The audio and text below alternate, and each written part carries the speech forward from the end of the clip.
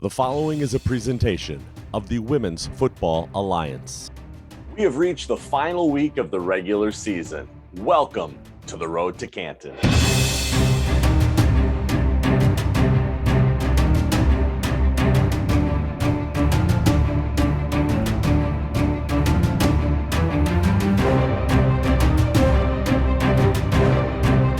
Welcome to another week of Road to Canton. My name is Brian Sweeney, the voice of the Women's Football Alliance Pro Division National Championship game.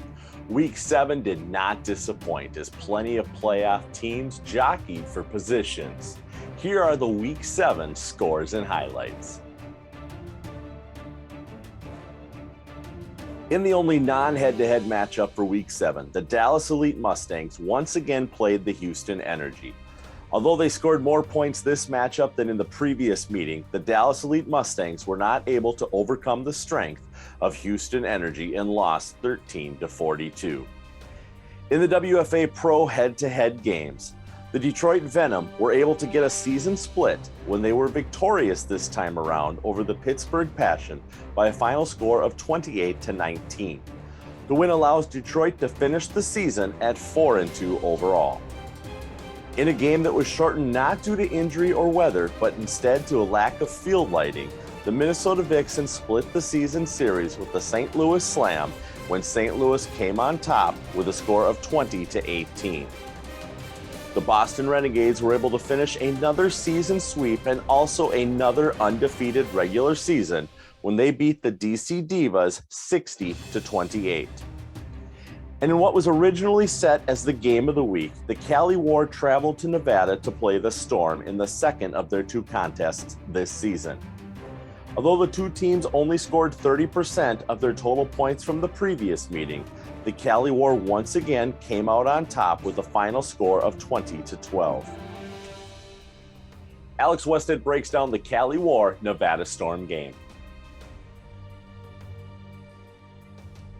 When WFA fans were treated to a 50-point explosion from both the Cali War and the Nevada Storm in their earlier season matchup, they were expecting a repeat performance between two of the WFA's top offenses in their pro division. This time, however, defense reigned in this Week 7 Game of the Week matchup between the Cali War and the Nevada Storm in beautiful Reno, Nevada. The scoring began for the Nevada Storm as Jasmine Plummer, who's had some injury concerns this season, was able to find the end zone untouched for her third touchdown of the season. A 2-point conversion was no good for the Nevada Storm, but Nevada was able to take a 6-0 lead. They would lead by that score throughout the entirety of the first quarter before early in the second quarter, Chardonnay Jenkins, number 70, who is more normally featured on the line for the Cali War, was able to find her way into the end zone for 6 points. A 2-point conversion was successful, and the Cali War led the Nevada Storm by a score of 8-6. Keep that name, Chardonnay Jenkins, in the top of your head, as she may play an impact later on. However, before the halftime had been reached, after a penalty committed by the Cali War, and California certainly had their penalty struggles in this contest in Week 6, Mel Etchen was able to do a quarterback keeper to find her way on the outside edge of the end zone into the goal line for 6 points. The 2-point conversion there was no good, and it was 12-8 Nevada up over their rivals, the Cali War, in the halftime break. However, once more, Chardonnay Jenkins would not be denied on a goal-to-go situation. 2-point conversion that time, however, was no good. Cali War took the lead after that opening touchdown of the second half and led the Nevada Storm by a score of 14-12. Cali would find their way into the end zone one more time in this contest, as the War are known more so for their passing attack more so than their running, as quarterback Chantel Nino Wiggins found Brianna Barrett in a perfect threading the needle pass for 6 points, assisted by persistence by Barrett, and the Nevada Storm being unable to tackle her in the open field. The 2-point conversion there was no good.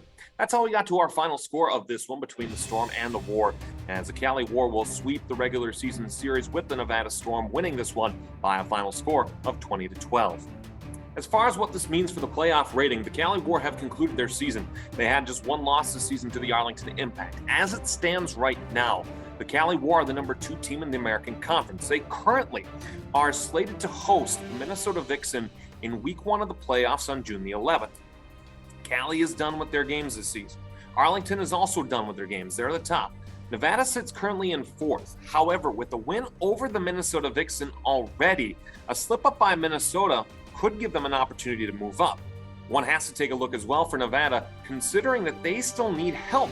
St. Louis and the Slam are right behind them in the Massey ratings in the American Conference, and all of a sudden a slip up or a strong performance by St. Louis in their final game at Derby City in Louisville, Kentucky could give the Nevada Storm a missed opportunity at defending their title. This past week, we had a new leader emerge in the WFA Pro Division.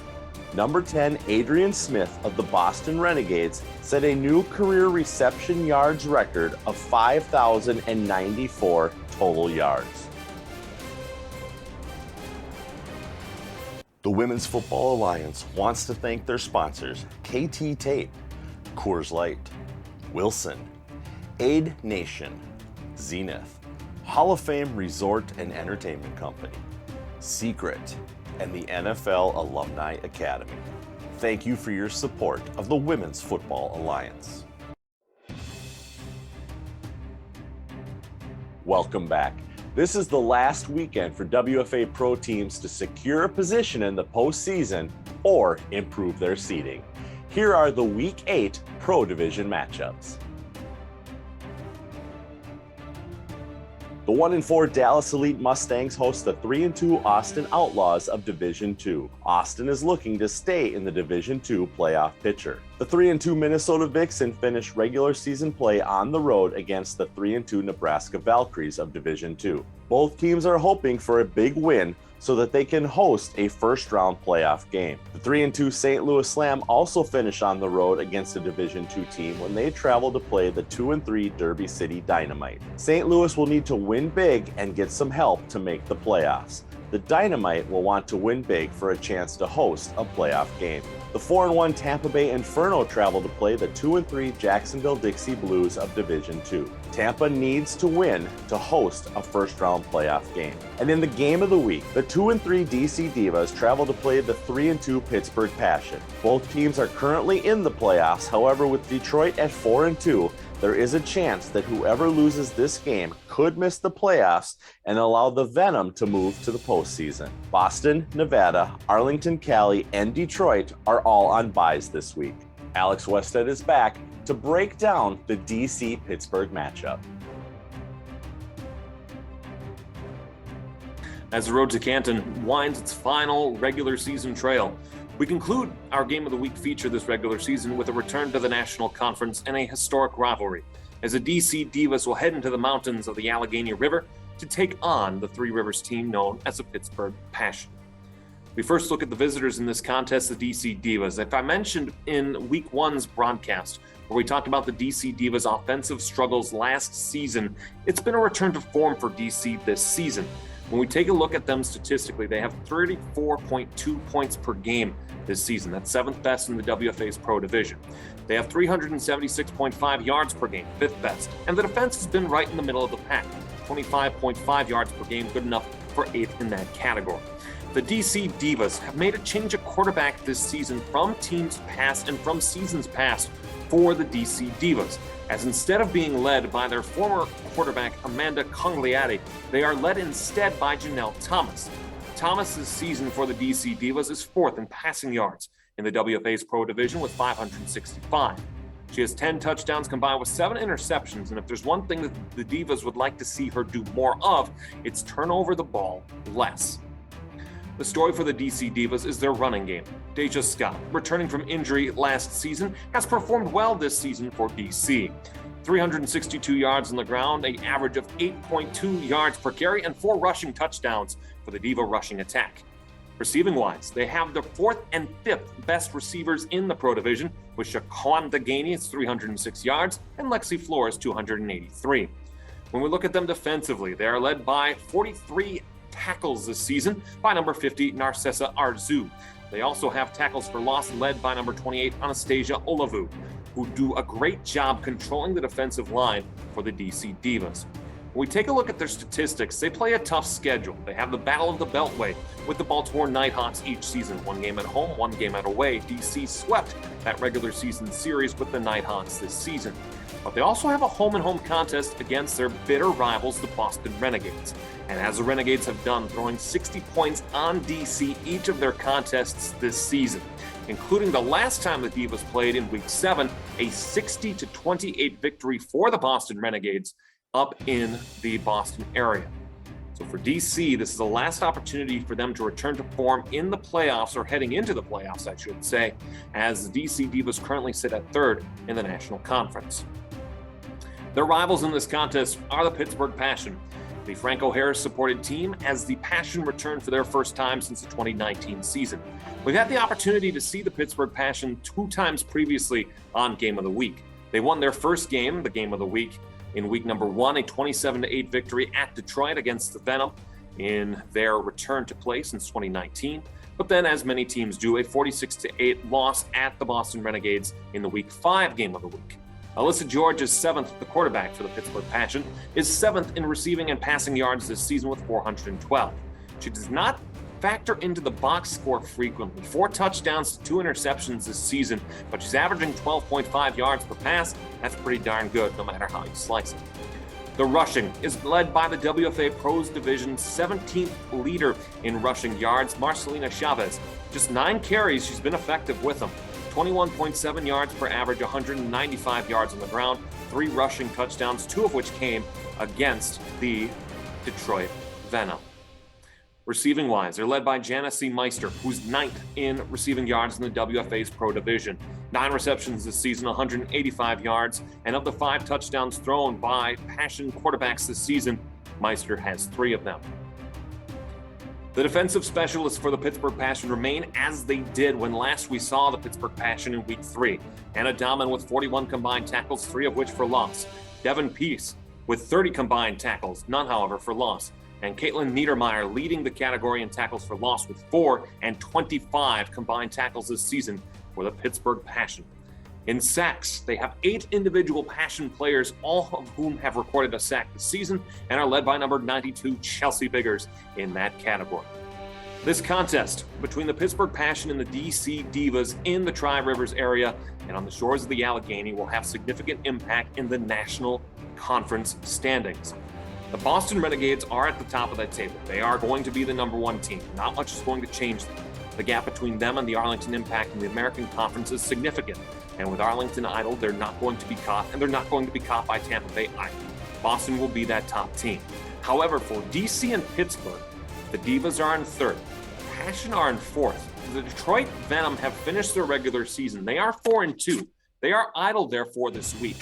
They will be watching this one closely, as DC has slipped a little bit in the top of that National Conference, where theoretically a Pittsburgh win could leapfrog them over the DC Divas for that 3rd seed and avoid a matchup in the first round with the Boston Renegades. However, a significant blowout for one of these teams does have the impact of sending the loser in this contest out of the playoffs altogether and giving the Detroit Venom that 4th and final playoff spot. To me, my keys for this matchup are simple. We've seen a little bit of a yo-yoing this season from the DC Divas. Can they be consistent? And can they be consistent on the road? When we take a look at how they played away from home this season, they are 1-1. The points that they score on the road, they've scored 35 points away from home this season, but they've given up 33. They need to have a better defensive showing in Pittsburgh this weekend to be able to maintain victory and hold on to that 3rd spot in the WFA's Pro Division. However, when we take a look at the Pittsburgh Passion at home, they have had the defense to mark a good team. They just haven't had the offense, averaging just 27 points per game at home in their previous 2 contests, in which they are 1-1. For the Pittsburgh Passion, they need to gain control of this game early and put the DC Divas away before they have the opportunity to. All that and more upcoming in Week 8's Game of the Week between the Pittsburgh Passion and the DC Divas. Ryan? It was another week of changes in the Pro Division playoff structure. Here's where they sit as of now. In the National Conference, number 4 Pittsburgh would play at number 1 Boston, and number 3 DC would be at number 2 Tampa Bay. And in the American Conference, number 4 Nevada would be at number 1 Arlington and number 3 Minnesota at number 2 Cali. We'll be right back. The Women's Football Alliance wants to thank their sponsors, KT Tape, Coors Light, Wilson, Aid Nation, Zenith, Hall of Fame Resort and Entertainment Company, Secret, and the NFL Alumni Academy. Thank you for your support of the Women's Football Alliance. Welcome back. After last week's Low on the Go, I don't think I will ever be able to look at a marshmallow quite the same way. Here she is with this week's Low on the Go.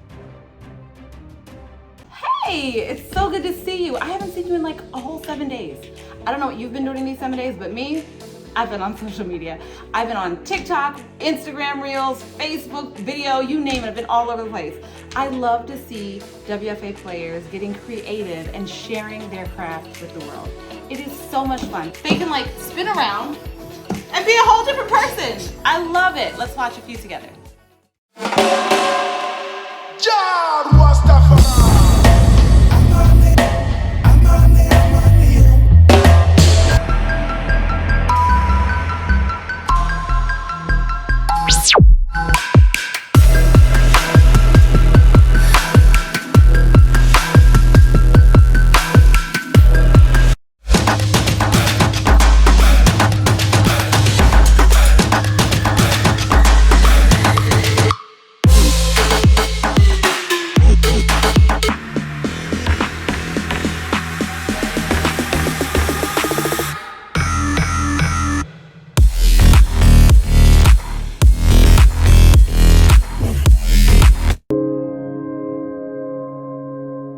Bring the action.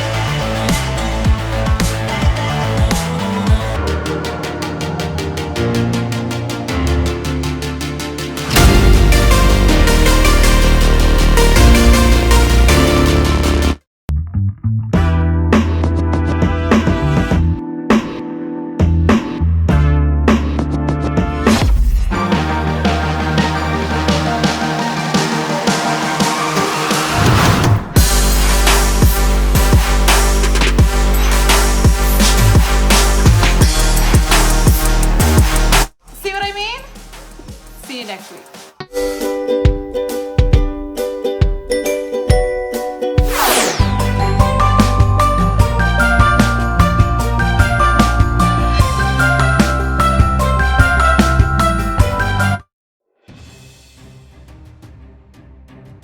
I would like to take a moment to pat ourselves on the back. The 2021 season of WFA's Road to Canton was recently awarded a 2022 Telly Award. We received the Bronze Award in Social Video Series Media and Entertainment. I would like to thank the league and last year's talent, including Emery Hunt and Alex Wested, along with our editor, Akil Brown, for helping to make this achievement happen. We have made it to the final week of the regular season. By the end of this weekend, we will know who's taken their next steps to the road to Canton. For Alex Wested, Brandy J, and Lois Cook, I'm Brian Sweeney, and we'll see you next time on the road to Canton.